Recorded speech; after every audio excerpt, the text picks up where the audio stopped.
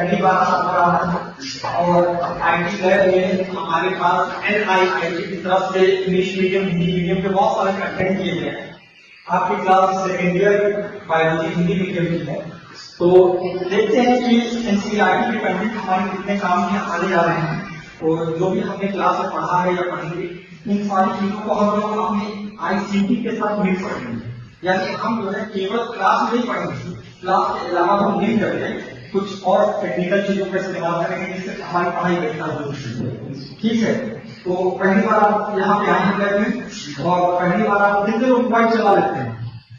बढ़िया चला लेते हैं, वेरी गुड। तो जब मोबाइल नहीं चला लेते हैं तो इसका मतलब जो है आप लोग इंफॉर्मेशन टेक्नोलॉजी का इस्तेमाल भी अच्छा करेंगे। तो सबसे पहले एक काम किया जाए, थोड़ा सा ये देखा जाए कि हमारे पास जो ये कंटेंट है ये कैसा कंटेंट है और हमारी पढ़ाई में कितना कारगर होगा। क्या उम्मीद किया जाए, अच्छा होगा? ओके, तो पहली बार मैं ये कंटेंट चलाता हूँ। आपका चैप्टर है जीव विज्ञान का अध्याय 3। नाम क्या है? मानव जन्म। और मानव जन्म में हमको सबसे पहले जो है नर जन्म के बारे में पढ़ना होता है। और ये कंटेंट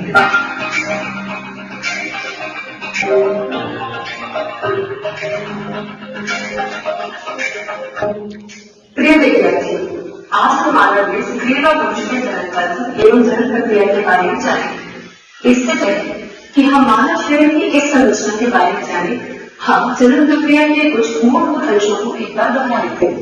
जन्म क्या है?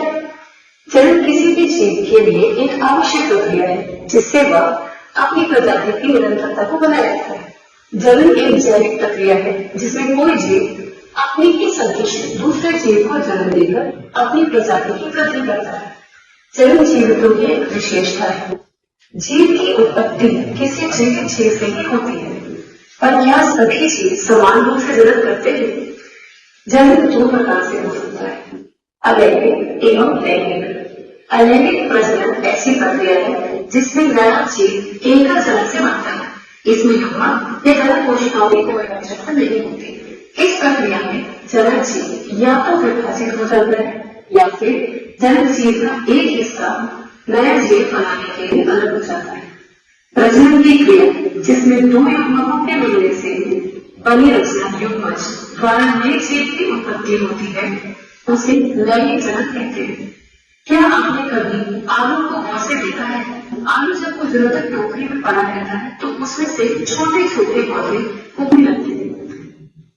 यहाँ पे मैं एक मिनट के लिए रोक रहा हूँ, किसी बड़ी अच्छी चीज दिखाई गई है। यहाँ पे आलू में से कुछ छोटी छोटी चीजें निकलती दिखाई गई। आप ऐसा देखा है? बताया गया कि ये कायिक प्रजनन कहलाता है। कायिक प्रजनन क्या होता है?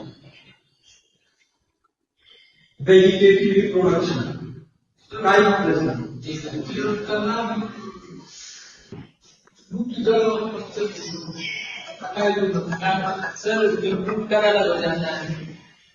क्या बताता है?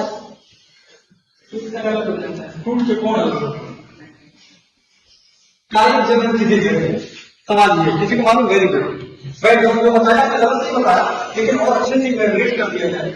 कायिक जन्म किसे कहते हैं? जन्म 3 प्रकार का हो गया, एक कायिक हो गया, एक अलैंगिक और एक लैंगिक। ठीक है,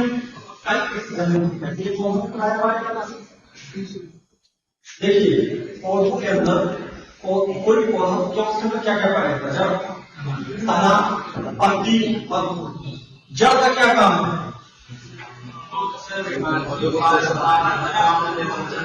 जड़ का काम है जड़ का काम है जड़ का अवशोषण। तने का काम है कोई भी चीजें ज्यादा ले जाए। पत्ती का काम है भोजन निर्माण। फूल का क्या काम है? पुष्प का। फूल का पुष्प का असली काम है जन्म। और कौन सा जन्म? लैंगिक। अभी पूरा एक चैप्टर हम लोग उसके ऊपर पढ़ा लैंगिक जन्म, पुष्प का काम। तो यानी कि हमने पुष्प बनाया है लैंगिक जन्म करने के लिए। लेकिन अगर पौधे में किसी भी वजह से पुष्प को छोड़ के किसी और भाग का जन्म होता है तो इसको कायिक जन्म कहते हैं।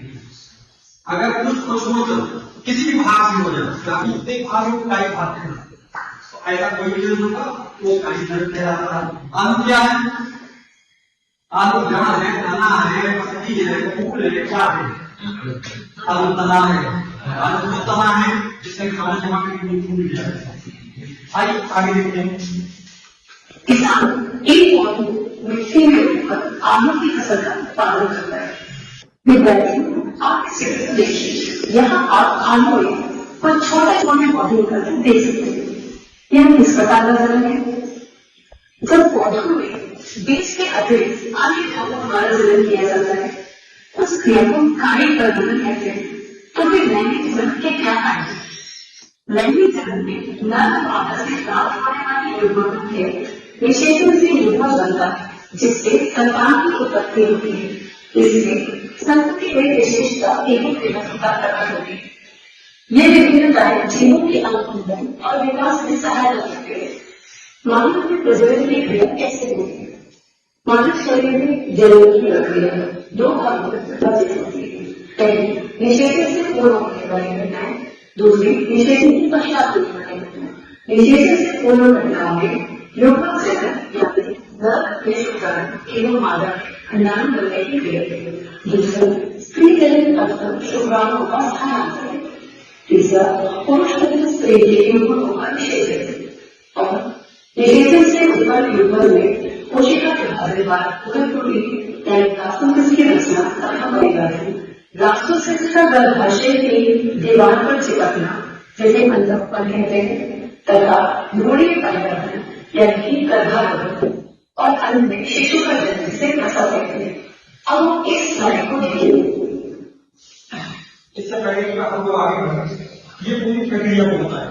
अगर मानव जन्म की बात की जाए तो मानव में एक नर और एक मादा है। नर जन्म है, अंग तंत्र और अंग क्या अंतर? हम लोग कहते हैं नर जन्म तंत्र, पाचन तंत्र।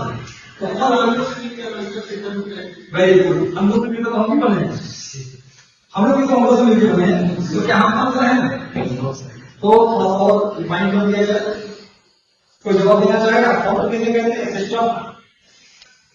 एक बात बताइए, मान लीजिए पाचन की बात करता, आप अगर खाना खाते हैं तो खाना सबसे पहले आप मुंह में डालो, क्या हो यहाँ पे क्या मुंह में थोड़े पकड़ कैविटी से आपने कुछ चबाया, जबान से उसको इधर उधर किया, दांतों से उसको उछला, फिर वो जो है उसको फेंका पहले से वो पकड़ के आपने वहां थोड़ा पाचन ये कर रहे। उसके बाद चला गया छोटी आंत में, वहां पाचन हुआ, ऑपरेशन हो गया, उसके बाद बड़ी आंत में जो बची कुछ चीजें वो जाकर के आगे जो है और नई यही होता है। तो किसी अंगों ने मिलकर के भोजन का पाचन किया। कई सारे लोगों ने जब बहुत सारे अंग मिलकर कोई एक कार्य कराते हैं तो उसे तंत्र कहते हैं। जैसे मान लीजिएगा नर जनन तंत्र की बात करूं, तंत्र तो नर जनन तंत्र में डायग्राम में दिखाया गया है, इसमें कई चीजें आ जा रही है, तो ये कई अंग मिल करके जो है काम कर रहे हैं, इसको हम लोग तंत्र कहते हैं जब कई अंग मिल जाते हैं। तो यहाँ पे पूरी प्रक्रिया बताया गया है, एक नर है एक मादा है, नर के बाद नर जनन अंग है, मादा के पास मादा जनन अंग है। नर जनन अंग से शुक्राणु बनेंगे, मादा जनन अंग से अंडाणु बनेंगे, और उसके बाद दोनों निषेचन होगा, निषेचन की पूरी प्रक्रिया पूर्ण होगा, और निषेचन के पश्चात फिर जो भी और कार्य का बताया गया है, यानी उसमें प्लाज्मा बनेगा, गैस्ट्रुला बनेगा, और उसके बाद लास्ट में फिर जो है शिशु का जन्म होगा। तो ये पूरी प्रक्रिया को हमको इस चैप्टर में बताना है। तो यानी ऐसे आगे का कंटेंट आपके लिए कारगर है कि नहीं बनी हो, मतलब किस तरह से यूज किया जाए, इसको अपनी पढ़ाई में किस तरह से इस्तेमाल किया जाए। कंटेंट है, हमको क्लास में भी पढ़ना है, हमको इसका भी इस्तेमाल करना है। कोई आइडिया किसी का, कोई अपना आइडिया देना चाहेगा कुछ? हाँ बताओ, बोलिए क्या जाता है? यानी हम एनसीईआरटी के कंटेंट को रिवीजन में भी मदद दे सकते हैं और शॉर्टअप में भी मदद दे सकते हैं, दोनों तरह से हम लोग मदद दे सकते हैं। तो कुछ ऐसा सोचा तो हम लोग अपनी पढ़ाई की इंकॉर्पोरेट करेंगे, और जैसे हमको सबसे ज्यादा फायदा मिलेगा उसका उपयोग किया जाए। अगर आपके दिमाग में कोई भी आइडिया आएगा तो आइडिया बताइए, ताकि मिलकर के उसको हम लोग वो अच्छे से ऐसा सिस्टम बनाया जाए हम उनको नहीं पाएंगे। ओके, चलिए, थैंक यू वेरी मच।